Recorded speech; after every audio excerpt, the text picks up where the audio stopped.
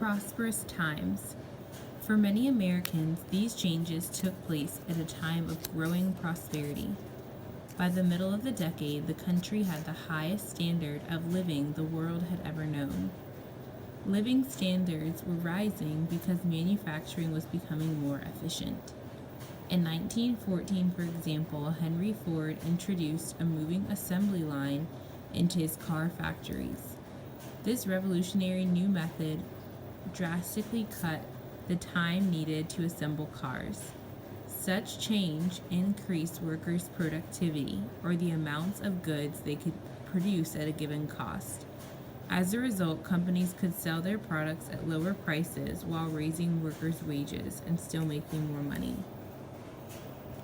What was the impact of the assembly line? A. Henry Ford introduced a moving assembly line to his car factories. B. Workers were not required to work as much. C. Manufacturing was more efficient and companies made more money. Or D. Workers were paid less.